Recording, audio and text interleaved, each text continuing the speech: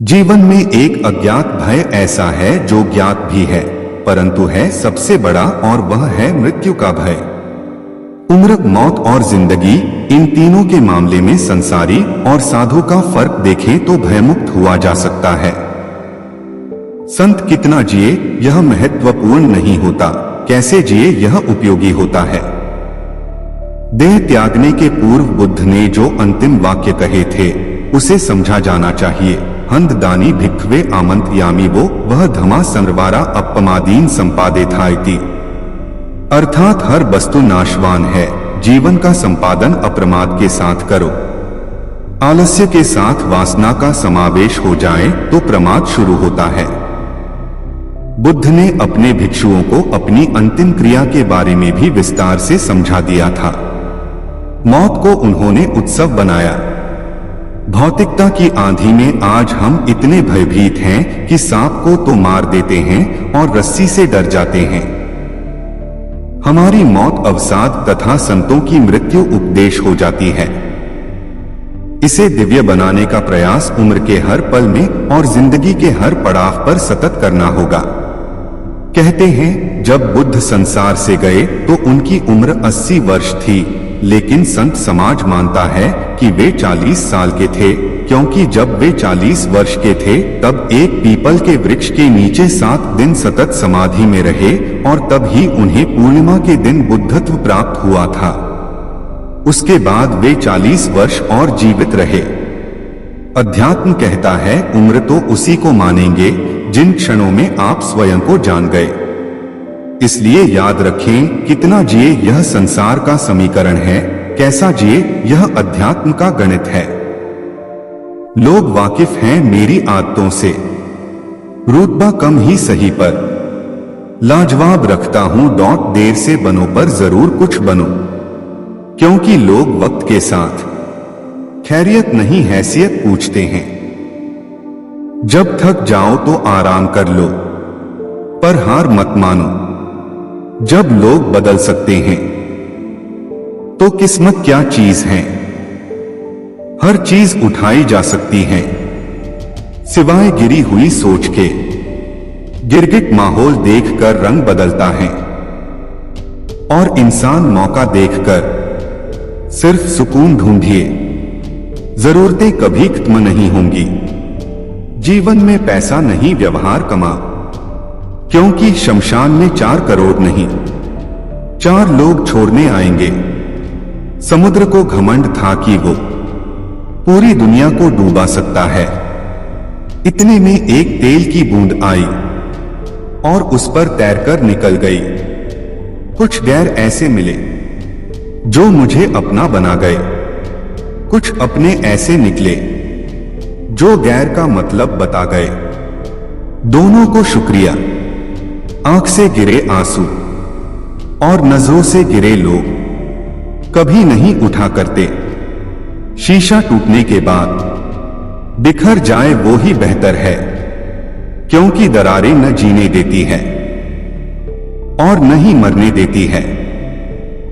अपशब्द एक ऐसी चिंगारी है जो कानों में नहीं सीधा मन में आग लगाती है। मनुष्य की सबसे बड़ी शिक्षक उसकी गलतियां होती हैं। कितनी भी शिद्दत से रिश्ता निभाओ, दिखाने वाले अपनी औकात दिखा ही देते हैं। सत्य शेर की तरह है, इसे बचाने की जरूरत नहीं है। इसे खुला छोड़ दो, यह अपना बचाव खुद कर लेगा। ईमानदारी एक महंगा शौक है जो हर किसी के बस की बात नहीं है। किसी की निंदा करने से यह पता चलता है कि आपका चरित्र क्या है, ना कि उस व्यक्ति का। कुछ गलतियों को माफ करना ही सबसे बड़ी गलती होती है। बस इतना चाहिए तुझसे ए जिंदगी के जमीन पर बैठू को लोग उसे बड़पन कहें। औकात नहीं, आंखों में जीत के सपने हैं। ऐसा लगता है अब जिंदगी के हर पल अपने हैं। कौन काबिल है और कौन नहीं, यह तो सिर्फ वक्त ही बताता है। जो कल था उसे भूलकर तो देखो, जो आज है उसे जीकर तो देखो, आने वाला पल खुद संवर जाएगा। उम्र हार जाती है जहां शौक जिंदा होते हैं। जब तुम्हें खुशियां मिलने लगे तब उसे न भूलना जिसने तुम्हें ये खुशियां दी हैं। दिल पे ना लीजिए अगर कोई आपको बुरा कहे, ऐसा कोई नहीं है जिसे हर शख्स अच्छा कहे। जिंदगी तो बेवफा है, एक दिन ठुकराएगी। मौत महबूबा है, अपने साथ लेकर जाएगी। किसी के पैरों में गिरकर प्रतिष्ठा पाने के बदले अपने पैरों पर चलकर कुछ बनने की ठान लो। अपने अंदर के बच्चे को हमेशा जिंदा रखिए। हद से ज्यादा समझदारी जीवन को नीरस कर देती है। अंदाजे से ना नापिए किसी की हस्ती को, ठहरे हुए दरिया अक्सर गहरे होते हैं। लोगों की इतनी कदर भी न करो कि लोग तुम्हें मतलबी समझने लगे। किनारा न मिले तो कोई बात नहीं, दूसरों को डुबा के मुझे तैरना नहीं है। सफल लोग कोई अलग काम नहीं करते, वो बस अलग तरीके से काम करते हैं। हमें हद में रहना पसंद है और लोग उसे गुरूर समझते हैं। जमाना वफादार नहीं तो फिर क्या हुआ? धोखेबाज भी तो हमेशा अपने ही होते हैं। उसकी कदर करने में देर मत करना जो इस दौर में भी तुम्हें वक्त देता है। झुक के जो आपसे मिलता होगा यकीनन उसका कद आपसे ऊंचा होगा। मुमकिन नहीं हर वक्त मेहरबान रहे जिंदगी, कुछ लम्हे जीने का तजुर्बा भी सिखाते हैं। कहते हैं कि झूठ के पाव नहीं होते, मगर फिर भी चलता खूब है। मतलबी नहीं मैं बस दूर हो गया हूं उन लोगों से जिन्हें मेरी कदर नहीं। हर आदमी अपनी जिंदगी में हीरो है, बस कुछ लोगों की फिल्में रिलीज नहीं होती। किसी ने पूछा इस दुनिया में आपका अपना कौन है? मैंने हंसकर कहा समय। अगर वो सही तो सभी अपने, वरना कोई नहीं। पैसा हैसियत बदल सकता है, औकात नहीं। बुरा वक्त रुलाता है मगर बहुत कुछ सीखा कर जाता है। डॉट जीतने वाला ही नहीं बल्कि कहां पर क्या हारना है ये जानने वाला भी सिकंदर होता है। किसी की तारीफ करने के लिए जिगर चाहिए, बुराई तो बिना हुनर के किसी की भी की जा सकती है। तुझसे कोई शिकायत नहीं है ऐ जिंदगी, जो भी दिया है वही बहुत है। जरूरी नहीं कि कुत्ता ही वफादार निकले, वक्त आने पर आपका वफादार भी कुत्ता निकल सकता है। निंदा उसी की होती है जो जिंदा है, मरने के बाद तो सिर्फ तारीफ होती है। दो चेहरे इंसान कभी नहीं भूलता, एक मुश्किल में साथ देने वाला, दूसरा मुश्किल में साथ छोड़ने वाला। गम की चादर हटाओ और जरा देखो बाहर, औरों के दर्द से तो तुम्हारा दर्द कम है। अपनी झोपड़ी में राज करना दूसरों के महल में गुलामी करने से बेहतर है। किस्मत और सुबह की नींद कभी समय पर नहीं खुलती, भिक और सिख ठोकरें खाकर ही मिलती हैं। बीते हुए कल का अफसोस और आने वाले कल की चिंता दो ऐसे चोर हैं जो हमारे आज की खूबसूरती को चुरा लेते हैं। जब इंसान की जरूरत बदल जाती है तो उसका आपसे बात करने का तरीका बदल जाता है। उस इंसान से कभी झूठ मत बोलिए जिसे आपके झूठ पर भी विश्वास हो। शोहरत तो बदनामी से ही मिलती है।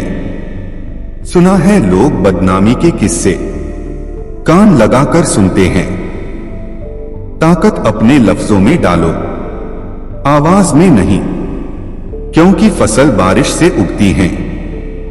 बाहर से नहीं, जिंदगी के सफर में बस इतना ही सबक सीखा है। सहारा कोई कोई ही देता है, धक्का देने को हर शख्स तैयार बैठा है। वो भी क्या दिन थे जब घड़ी एकांत के पास होती थी और समय सबके पास होता था। प्रशंसा से पिघलना मत और आलोचना से उबलना मत। उसूलों पे जहां आँच आए वहां टकराना जरूरी है। जो जिंदा हो तो फिर जिंदा नजर आना जरूरी है। आंखों में गर हो गुरूर तो इंसान को इंसान नहीं दिखता। जैसे छत पर चढ़ जाओ तो अपना ही मकान नहीं दिखता। सुनो, अगर तुम अपना राज किसी को बताओगे तो तुम उसके गुलाम हो जाओगे। दीदार की तलब हो तो नजरें जमाए रखना गालिब, क्योंकि नकाब हो या नसीब सरकता जरूर है। तुम क्या किसी को समझाओगे? खुद भगवान कृष्ण भी नहीं समझा पाए थे दुर्योधन को। डोट लूट लेते हैं अपने ही, वरना गैरों को कहां पता इस दिल की दीवार कहां से कमजोर है। हौसले हो अगर बुलंद तो मुट्ठी में हर मुकाम है। मुश्किलें और मुसीबतें तो जिंदगी में आम हैं। हसरत पूरी ना हो तो ना सही, ख्वाहिश करना कोई गुनाह तो नहीं। इस सफर में नींद ऐसी खो गई, हम न सोए रात थक कर सो गई। हजार गम मेरी फितरत नहीं बदल सकते, क्या करूं मुझे आदत मुस्कुराने की है। यदि समस्या का समाधान किया जा सकता है तो चिंता क्यों करें। यदि समस्या का समाधान नहीं किया जा सकता है तो चिंता करना आपको कोई फायदा नहीं पहुंचाएगा। अगर आप किसी और के लिए दीपक जलाएंगे तो वह आपका भी मार्ग प्रकाशित करेगा। जीवन में एकमात्र वास्तविक असफलता आप जो सर्वश्रेष्ठ जानते हैं उसके प्रति सच्चे ना होना है। आप चाहे जितने पवित्र शब्द पढ़ लें, चाहे जितना बोल लो, वो आपका क्या भला करेंगे यदि आप उन पर कार्य नहीं करते हैं। अपना हृदय अच्छी चीजों में लगाओ, इसे बार बार करो और तुम प्रसन्नता से भर जाओगे। जिस दिन आप सारी सहायता अस्वीकार कर देते हैं, आप मुक्त हो जाते हैं। जो क्रोधित विचारों से मुक्त हैं, उन्हें निश्चय ही शांति प्राप्त होगी। यदि आप पर्याप्त शांत है तो आपको ब्रह्मांड का प्रवाह सुनाई देगा। आप उसकी ताल महसूस कर पाएंगे। इस प्रवाह के साथ आगे बढ़िए। आगे प्रसन्नता है और ध्यान महत्वपूर्ण है। तुम्हारा सबसे बड़ा शत्रु तुम्हें उतना नुकसान नहीं पहुंचा सकता जितना कि तुम्हारे खुद के बेपरवाह विचार। लेकिन एक बार इन्हें काबू कर लिया जाए तो फिर कोई तुम्हारी इतनी मदद भी नहीं कर सकता जितना तुम खुद अपनी कर सकते हो। यहां तक कि तुम्हारे माता पिता भी नहीं। तुम्हारा शरीर कीमती है। यह हमारे जागृति का साधन है। इसका ध्यान रखो। आप जो सोचते हैं वह आप बन जाते हैं। आप जो आप महसूस करते हैं उसे आप आकर्षित करते हैं। जिसकी आप कल्पना करते हैं उसका आप निर्माण करते हैं। क्रोध को पाले रखना खुद जहर पीकर दूसरों के मरने की अपेक्षा करने के समान है। भूतकाल पहले ही बीत चुका है, भविष्य अभी तक आया नहीं है। तुम्हारे जीने के लिए बस एक ही क्षण है। एक तेज धार चाकू की तरह है जीभ, बिना खून बहाए मार देती है। यदि आप दिशा नहीं बदलते हैं तो संभवतः आप वहीं पहुंच जाएंगे जहां आप जा रहे हैं। क्रोध को बिना क्रोधित हुए जीतो, बुराई को अच्छाई से जीतो, कंजूसी को दरियादिली से जीतो और असत्य को सत्य से। सभी प्राणियों के लिए दया भाव रखें, चाहे वह अमीर हो या गरीब। सबकी अपनी अपनी पीड़ा है। कुछ बहुत अधिक भुगतते हैं और कुछ बहुत कम। हर मनुष्य अपनी सेहत या बीमारी का रचयिता खुद ही है।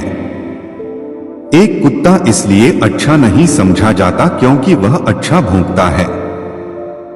एक व्यक्ति इसलिए अच्छा नहीं समझा जाता क्योंकि वह अच्छा बोलता है। किसी चीज पर यकीन मत करो। यह मायने नहीं रखता कि आपने उसे कहां पढ़ा है या किसने उसे कहा है। कोई बात नहीं अगर मैंने यह कहा है, जब तक कि वह आपके अपने तर्क और समझ पर खरे नहीं उतरे या मेल नहीं खाती हैं। धैर्य महत्वपूर्ण है। याद रखें, एक एक बूंद से ही लोटा भरता है। इस तिहरे सत्य को सभी को सिखाओ। एक उदार दिल, दयालु भाषण तथा सेवा और करुणा का जीवन, ये वो चीजें हैं जो मानवता को नवीनीकृत करती हैं। जब आपको पता चलेगा कि सब कुछ कितना सही है, तब आप अपना सिर पीछे झुकाएंगे और आकाश की ओर देखकर मुस्कुराएंगे।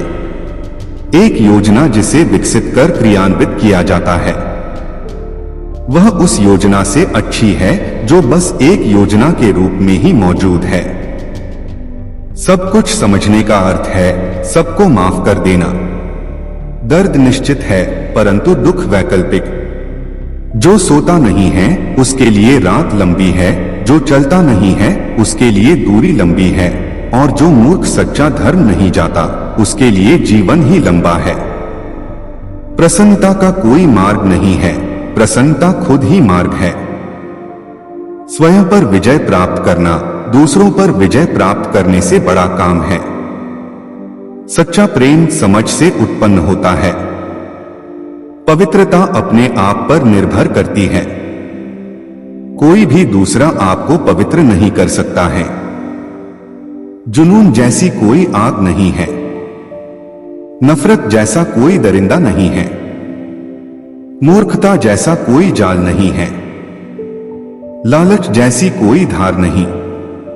जो बुद्धिमानी से जिए उन्हें मृत्यु का भी भय नहीं होना चाहिए। हर इंसान को यह अधिकार है कि वह अपनी दुनिया की खोज स्वयं करे। पैर तभी पैर महसूस करता है जब वह जमीन को छूता है। हर अनुभव कुछ न कुछ सिखाता है, इसीलिए हर अनुभव महत्वपूर्ण है। हम अपनी गलतियों से ही सीखते हैं। सबसे बड़ी विफलता है सत्यवादी न होना। परमात्मा ने हर इंसान को एक जैसा ही बनाया है। अंतर सिर्फ मस्तिष्क का है। पहले अपने आप पर विजय प्राप्त करें। दूसरों को कुछ भी साबित करने से पहले खुद को साबित करें, क्योंकि हर व्यक्ति की पहली स्पर्धा तो अपने आप से होती है। इसीलिए दूसरों पर जीत हासिल करने के लिए पहले खुद पर जीत हासिल करना आवश्यक है। आपको जो मिला है उसका अधिक मूल्यांकन ना करें और ना ही दूसरों से ईर्ष्या रखें, क्योंकि दूसरों से ईर्ष्या रखने वाले को कभी भी मन की शांति प्राप्त नहीं होती है। सभी बुरे कर्म मन के कारण उत्पन्न होते हैं। अगर मन ही परिवर्तित हो जाए तो अनैतिक कार्य का ख्याल ही नहीं आएगा। जो वक्त गुजर जाता है वो वापस नहीं आता है। हम अक्सर ऐसा सोचते हैं कि आज कोई काम नहीं हो पाया तो हम उसे कल पूरा कर लेंगे, लेकिन जो वक्त गुजर गया वो वापस नहीं आएगा। 1000 योद्धाओं पर विजय पाना आसान है, लेकिन जो अपने आप पर विजय पाता है वही असली योद्धा होता है। हजारों साल बिना समझदारी के जीने से बेहतर है एक दिन समझदारी भरा जियो। चंद्रमा के जैसे बादलों के पीछे से निकलो और फिर चमक जाओ। बहुत बोलने वाला व्यक्ति विद्वान नहीं कहलाता है। धीरज रखने वाला, क्रोध न करने वाला व निडर व्यक्ति ही विद्वान कहलाता है। प्रेम और रोटी। असिस्टेंट काउंसिलर गस्टाफो फाक ने लुई के पिता के सम्मुख जब लुई से अपनी शादी का शुभ प्रस्ताव रखा, तब वृद्ध पिता का पहला सवाल था, तुम कितना पैदा कर लेते हो? 100 क्रोनर से ज्यादा तो नहीं कर पाता, लेकिन लेकिन कुछ नहीं।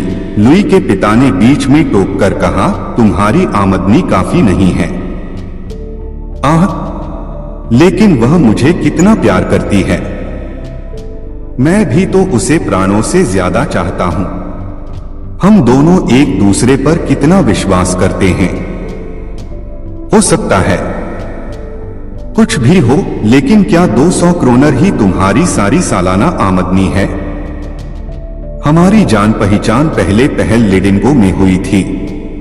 सरकारी तनख्वाह के अलावा भी तुम्हें कुछ ऊपरी आमदनी है क्या? लुई के पिता ने जोर देकर पूछा। हाँ, अच्छा, हमारे ख्याल से इतना ही हम दोनों के लिए काफी है। और फिर देखिए हमारा आपस में प्रेम। सो तो बिल्कुल ठीक है, लेकिन मुझे साफो साफ कुछ हिसाब किताब तो बताओ। ओह, उत्सुक प्रेमी ने कहा, मैं कुछ ऊपरी काम करके काफी पैदा कर सकता हूं। क्या क्या? और कितने का? मैं फ्रेंच पढ़ा सकता हूं और अनुवाद भी कर सकता हूं, और फिर मैं प्रूफ रीडिंग से भी तो कुछ पैदा कर सकता हूं। कितना अनुवाद कर सकते हो? पेंसिल हाथ में उठाकर वृद्ध ने पूछा। यह तो ठीक नहीं बतला सकता, लेकिन फिलहाल मैं एक फ्रेंच की किताब का अनुवाद 10 क्रोनर फी फुरमे के हिसाब से कर रहा हूं। कुल मिलाकर कितने फर्मे हैं सारी किताब में? यही कुछ दर्जन कहना चाहिए। बहुत ठीक, यह कुल समझ लो 250 क्रोनर हुआ। इसके सिवा और क्या है? उफ, मैं कह नहीं सकता। कुछ ठीक तय नहीं है। क्या कुछ ठीक तय नहीं है और तुम शादी करना चाहते हो? अरे बच्चों, मालूम होता है कि तुम जानते नहीं हो कि शादी होती क्या है। समझे? क्या तुम्हें मालूम है कि तुम्हारे बच्चे होंगे, उन्हें खिलाना पड़ेगा, पहनाना पड़ेगा, पढ़ाना पड़ेगा, और उनके लिए न जाने क्या क्या और करना पड़ेगा। लेकिन फाक ने विरोध करते हुए कहा, बच्चे तो देर में भी हो सकते हैं, और हम लोग इतना प्यार करते हैं कि बच्चों का जल्दी पैदा होना बिल्कुल निश्चित है। इसीलिए फिर कुछ रुककर लुई के पिता ने कहना शुरू किया, मेरे ख्याल से तुम दोनों के दोनों शादी करने पर तुले हुए हो, इसमें कोई शक नहीं, और ठीक है, लेकिन यह तो बताओ कि तुम्हें एक दूसरे में कौन सी बात अच्छी लगती है, क्योंकि मुझे लग रहा है कि मुझे तुम्हारे विवाह के लिए अब अनुमति देनी ही पड़ेगी। इसलिए अच्छा है कि जो समय तुम लुई के पास बैठकर बर्बाद करते हो, उसमें काम करके कुछ पैदा ही करो। वृद्ध की इस स्वीकृति से युवक फाक एकदम खिल उठा और उसने बड़े सम्मान और आदर के साथ उनके हाथ चूम लिए। भगवान ही जानता है वह उस वक्त कितना खुश था, और उसकी लुइयो वह भी तो फूली नहीं समाती थी। शाम को जब वे साथ साथ हाथ में हाथ डालकर घूमने गए तो कैसा सुंदर गर्वसा अनुभव कर रहे थे, और उनके मुखों पर एक विचित्र चमक सी खिल रही थी। अब वह शाम को उससे मिलने आने लगा था। साथ में वे छपे हुए कागज ले आया करता था, जिनका वह प्रूफ ठीक करता होता। इसका पापा के ऊपर बड़ा अच्छा असर पड़ा, और लुई ने भी सोचा कि मेरे लिए वह कितनी मेहनत करते हैं, यही सोचकर वह उसे चूम लेती। लेकिन एक दिन शाम को जरा जी बहलाने की गरज से वे थिएटर चले गए। वहां से लौटे तो एक सिकर में। इस सब में पूरे 10 क्रोनर खर्च हो गए। इसी तरह कई और दिन शाम को वह ट्यूशन पर न जाकर लुई के साथ घूमने निकल गया। जैसे जैसे शादी का दिन नजदीक आता जाता था, अपना घर सजाने की फिक्र उन पर सवार होती जाती थी। इसलिए कुछ जरूरी चीजें भी खरीदनी थीं। उन्होंने एक बढ़िया सा पलंग खरीदा, जिसमें स्प्रिंगदार गड्ढे, बढ़िया चादर, तकिया और मच्छरदानी भी साथ में थे। लेकिन लुई को एक नीला रेशमी लिहाफा चाहिए था, क्योंकि उसके बाल पीले सुनहरे रंग के थे। सो वह भी खरीदा गया। इसके सिवाय उन्होंने लाल शेड वाला एक लैंप खरीदा, वीनस की एक चीनी की प्रतिमा खरीदी, और एक मेज ली, जिसमें चाकू, छुरी, कांटे और शीशे के बर्तनों का एक बढ़िया सेट भी शामिल था। रसोई के लिए बर्तन खरीदने में लुई ने अपनी मां की सलाह और सहायता ली। तो इस तरह बेचारे असिस्टेंट काउंसिलर की नाक में दम था। इधर से उधर मकान ढूंढने के लिए दौड़े दौड़े फिरता, कारीगरों के काम की देखभाल करता, सब फर्नीचर आ गया या नहीं यह खबर रखता, चेक लिखता। उफ, क्या क्या नहीं करना पड़ रहा था बेचारे को। और इस बीच में स्वाभाविक ही है कि गस्ताफो कुछ पैदा नहीं कर सकता था। उसने सोचा शादी हो जाने पर फिर सब ठीक हो जाएगा, खूब किफायतशारी करेंगे। सबसे पहले तो एक छोटा सा ही मकान लेकर रहेंगे। और फिर सच बात तो यह है कि बड़े मकान के मुकाबले में छोटे मकान की सजावट अच्छी और आसानी से हो जाती है, तो इसलिए उन्होंने पहली मंजिल पर 600 क्रोनर पर एक मकान किराए पर लिया, जिसमें 2 कमरे, एक रसोई और जिन्स के लिए एक कोठरी थी। पहले लुई का ख्याल था कि खुली छत वाले 3 कमरे ठीक रहेंगे। फिर उसने सोचा, जब हम एक दूसरे से इतना प्यार करते हैं तब इन सब बातों से क्या होता है। आखिर कमरे सजस जाकर ठीक हो ही गए। सोने के कमरे में 2 पलंग इस तरह खड़े थे माना किसी रथ के पहिए हों और वह रथ जीवन यात्रा पर चल दिया हो। नीले नीले लिहाफू दूध सी सफेद पलंग की चादरें, बेलबूटों से कढ़े हुए तकिए के गिलाफू सब तितर बितर पड़े हुए बड़े खुशनुमा लग रहे थे। 200 क्रोनर का लुई का पियानो था जो दूसरे कमरे में रखा था। दूसरा कमरा बैठने, खाने और पढ़ने लिखने के लिए भी था। इसमें एक बड़ी और बढ़िया राइटिंग टेबल और मेल खाती हुई कुर्सियों के साथ एक डाइनिंग टेबल थी, एक बड़ा गिल्ट के फ्रेम का दर्पण, एक सोफा और एक किताबों का केस सारे के सारे कमरे की शोभा को बढ़ाकर जैसे उसमें बड़ा सुख और आराम सा भरे देते थे। विवाहोत्साह शनिवार की रात को संपन्न हुआ था और दूसरे दिन रविवार को काफी दिन चढ़े तक पति पत्नी सोए हुए थे।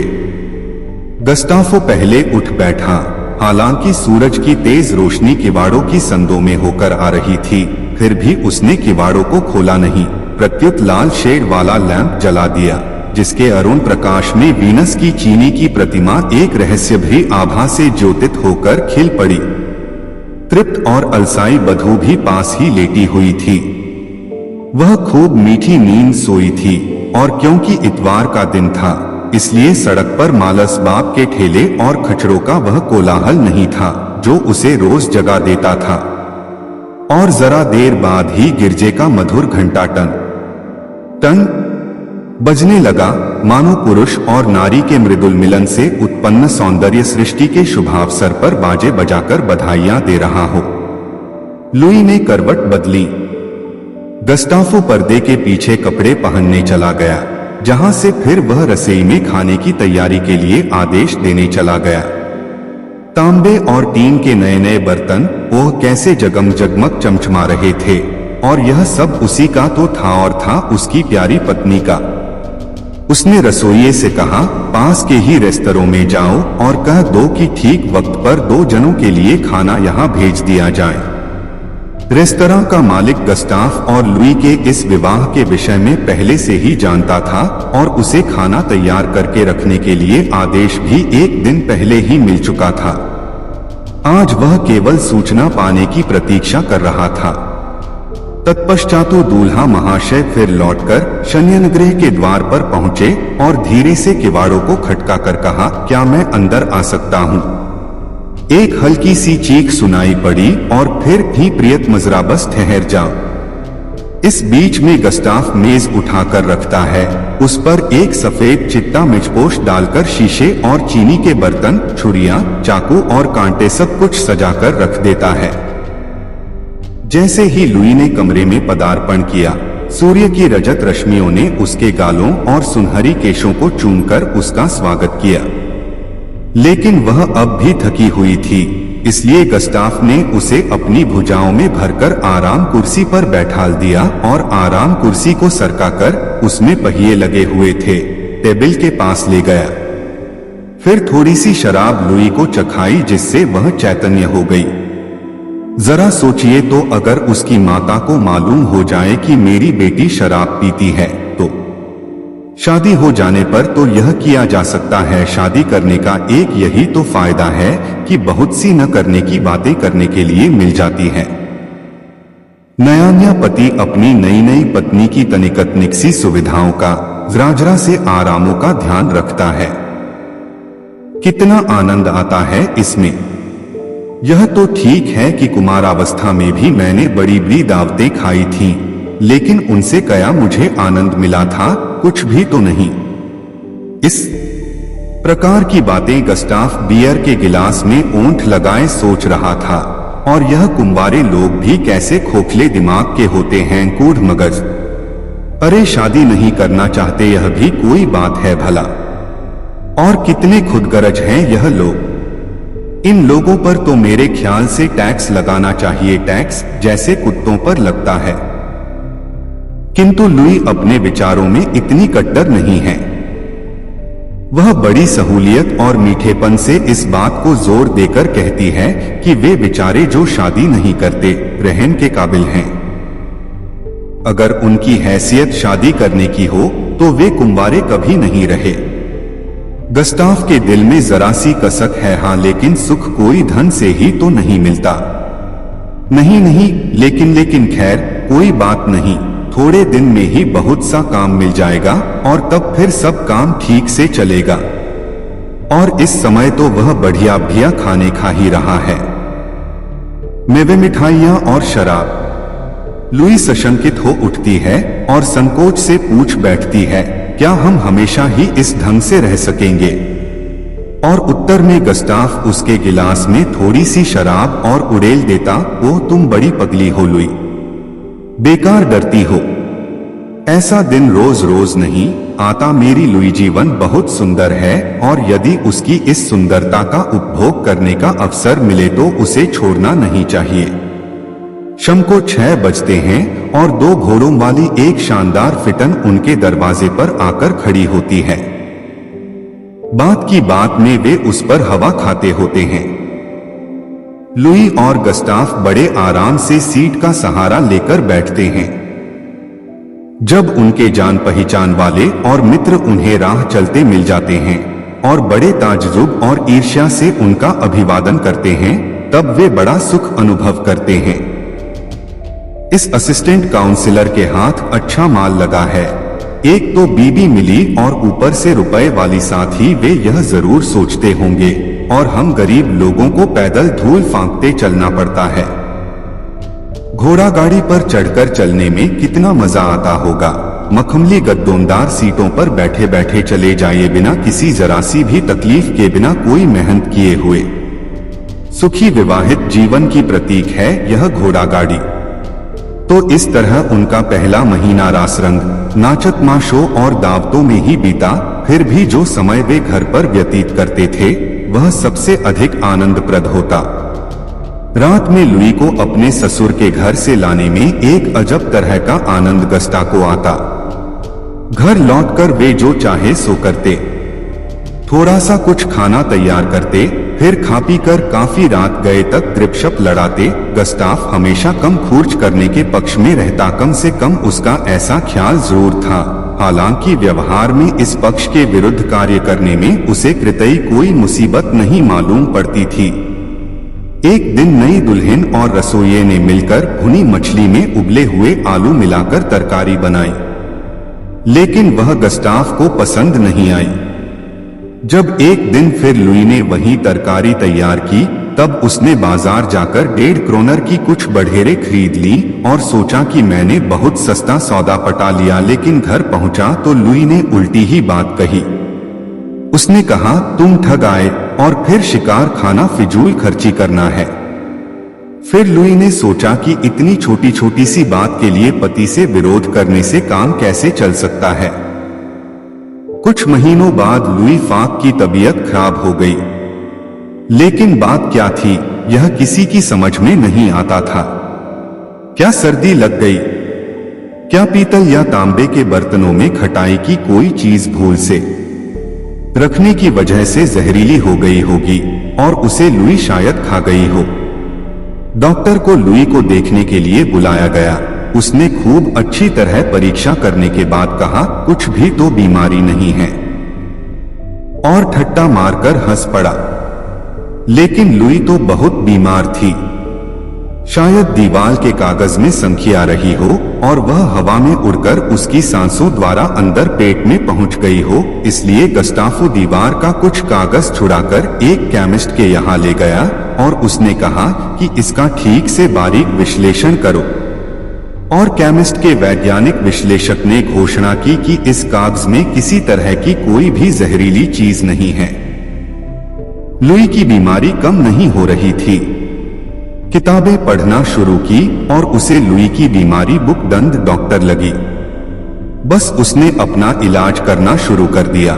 उसके कमरसी धोए जाते थे और 1 महीने के अंदर अंदर उसकी दशा सुधरती ही हुई हो। यह सब कुछ तो अकस्मात ही हो न गया। इतनी जल्दी यह कुछ हो जाएगा, यह तो पापा और मामा ने भी नहीं सोचा होगा।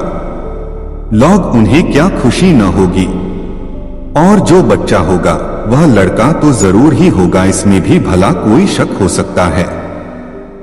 तो फिर उसका अभी से नाम भी सोच लेनी जरूरी है। यह सब तो लुई ने सोचा और खुशी से फूल गई, लेकिन उसने यह भी सोचा कि खर्च का क्या प्रबंध होगा।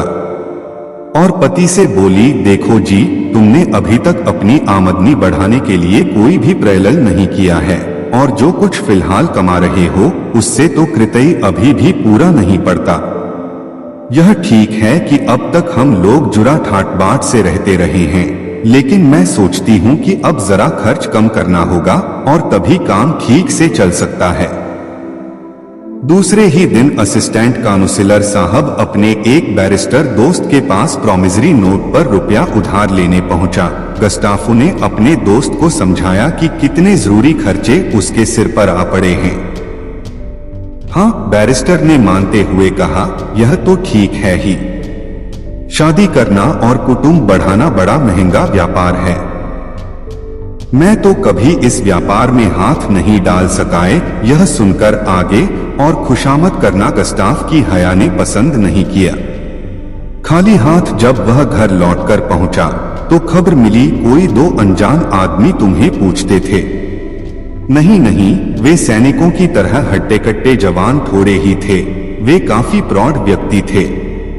अरे तब मेरे उपसला के मिलने वाले होंगे, मेरी शादी के बारे में सुनकर आए होंगे। जही नहीं नौकर बीच में टोककर बोला, वे उपसला वाले नहीं थे, वे यहीं के स्टाखामी थे और लाठियां लिए हुए थे।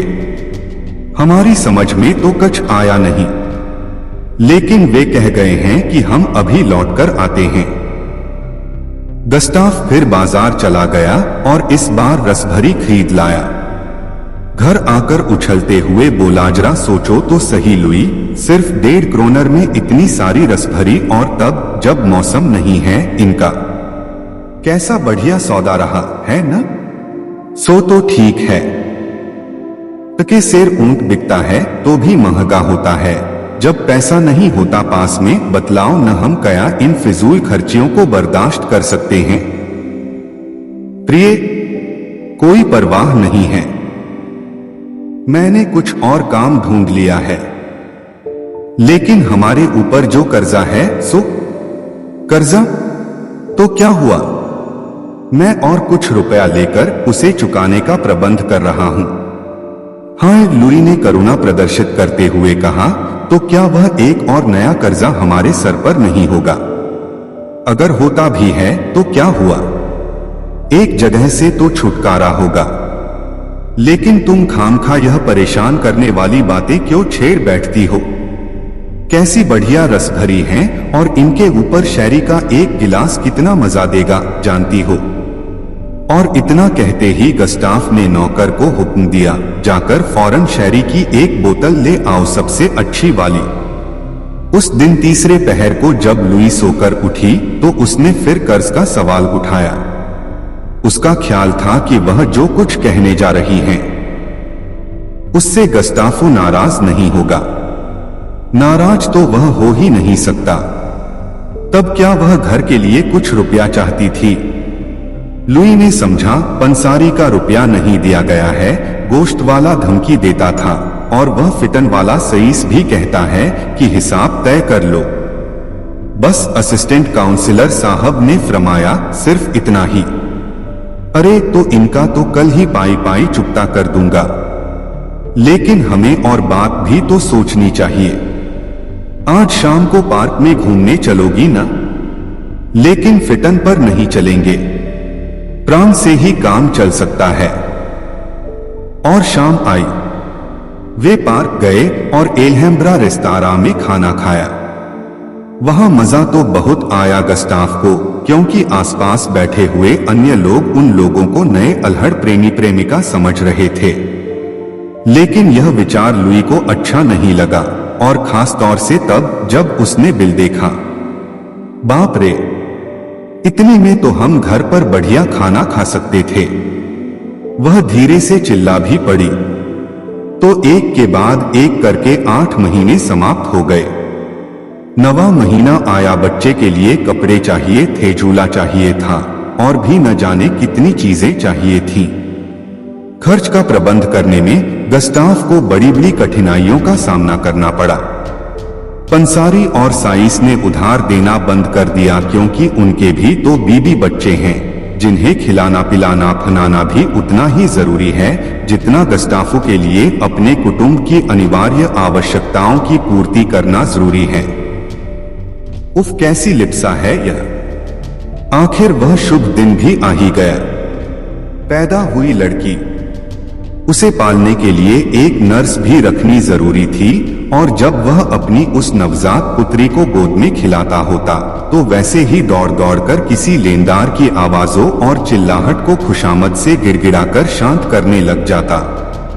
नए नए खर्चे रोज पैदा होते ही गए, और वह उनके दुर्वह भार के नीचे बुरी तरह पिचा जा रहा था। इसमें कोई संदेह नहीं कि कुछ अनुवाद करने का काम उसे मिल गया, लेकिन उस काम को वह सफलतापूर्वक करता भी तो कैसे, जब उसे कृदम पर तरह तरह की समस्याओं का सामना करना पड़ता था। इसी दुरावस्था में गस्टाफ अपने ससुर से सहायता मांगता है, लेकिन वह उसे बहुत रुखेपन से जवाब देता है, मैं इस बार तो तुम्हारी मदद किए देता हूँ, लेकिन आइंदा फिर कभी नहीं करूँगा। मेरे पास जो कुछ भी थोड़ा सा बचा है वह मेरे ही लिए काफी नहीं है, और फिर तुम ही मेरे लिए अकेले नहीं हो। खैर, तो जैसे तैसे काम चला ससुर की सहायता से। माँ के लिए बढ़िया बढ़िया भोजन जरूरी थे ही, चूजे और बढ़िया शराब भी तो, और बच्ची के लिए रखी गई नर्स को भी वेतन देना ही पड़ता था। खैर, सौभाग्यवश जैसे तैसे लुई फिर बिल्कुल अच्छी हो गई। उसका पहला सौंदर्य और आकार लौट आए। तब एक दिन ससुर ने फिर दामाद से कहा, अगर बर्बाद नहीं होना चाहते तो अब आइंदा और बच्चों के लिए कोशिश मत करना। फिर भी कुछ दिनों तक गस्टाफो फाक का छोटा सा कार्टून प्रेम और रेम पर पलता रहा, लेकिन और कब तक पलता रहता। एक दिन दिवालियेपन में आकर गला दबोच ही तो लिया। घर के मालस बाप की कुर्की पर चढ़ने की नौबत आ गई। तब एक दिन लुई के पिता आकर मां बेटी दोनों को लेकर चलते बने। सिकर्म में बैठते बैठते वृद्ध यह कहने से न चुका, मैंने अपनी पुत्री एक ऐसे शख्स को उधार दी थी जिसने उसकी इज्जत उतारकर उसे साल भर बाद ही लौटा दिया। लुई खुशी से गस्टाफ के साथ रहती, लेकिन वहां तो पेट के लिए एक नाज का दाना तक भी तो नसीब नहीं था। वह अकेला रह गया। एक दिन कुक अमीन वही लाठी वाले लोग आए और उसके मकान से रसोई के बर्तन तक उठाकर ले गए। घर में न एक फूटी कौड़ी बची, न पानी पीने को एक गिलास, और न लेटने को टूटी चारपाई, और न फटा बिस्तर ही। गस्टाफो का असली जीवन अब शुरू हुआ था। उसने किसी तरह एक दैनिक समाचार पत्र में प्रूफरीडी की जगह पाली थी, जहां उसे रात को 8-8, 10-10 घंटे तक काम करना पड़ता था। सरकारी नौकरी उसकी अब भी बाकी थी, हालांकि तरक्की रुक गई थी क्योंकि वह दिवालिया घोषित नहीं किया गया था। ससुर साहब ने उसके ऊपर इतनी दया जरूर की कि उसे इतवार को अपनी पत्नी और पुत्री से मिलने की अनुमति दे दी, लेकिन एक क्षण के लिए भी वह लुई को अकेले में गस्टाफ के पास नहीं रहने देता था। जब शाम को वह अपने अखबार के ऑफिस में जाने लगता था तो वे लोग उसे दरवाजे तक पहुंचाने आते थे, और वह अपने कुचले हुए मरे हुए आत्मसम्मान को लेकर विदा हो जाता था। अपने ऊपर से सारे बोझ को उतारने में संभव है गस्टाफ को 20 वर्ष लग जाएं, और तब क्या वह अपनी पली और पुत्री का भरण पोषण कर सकेगा? शायद नहीं, और अगर दुर्भाग्य से इसी बीच में उसके वृद्ध ससुर साहब धुरक जाएं, तब तो वे सबके सब बिना घर बार के हो जाएंगे। इसलिए उस क्रूर हृदय वाले अपने वृद्ध श्वसुर के प्रति भी उसे कृतज्ञ होना चाहिए, जिसने इतनी निर्ममता से उसके सारे मानवीय सुख को उससे जबरदस्ती छीन लिया। हाँ, और मानव जीवन स्वयं भी तो आज इतना कठोर और कुरूप हो उठा है। खेत में हल चलाने वाले जानवरों का गुजारा तो आसानी से हो जाता है, लेकिन सारी सृष्टि में मनुष्य ही ऐसा प्राणी है जिसे अपना पेट भरने के लिए मेहनत मजदूरी करने की जरूरत पड़ती है। कितनी शर्म की बात है। और यह शर्म चीख चीख कर पूछ रही है कि इस जीवन में हर एक इंसान को क्यों मेवे मिठाई खाने को नहीं मिलते, अरे क्यों रोटी भी नहीं मिलती। बोले, अब कृपया शिशु को अपना आशीर्वाद दीजिए। राजन, यह शिशु आगे चलकर आपके शाक्य वंश का नाम विश्व भर में फैला देगा, और किसी के आशीर्वाद की नहीं बल्कि संसार को इसके आशीर्वाद की आवश्यकता पड़ेगी, कहकर असित ऋषि ने शिशु के मस्तक पर अपना रात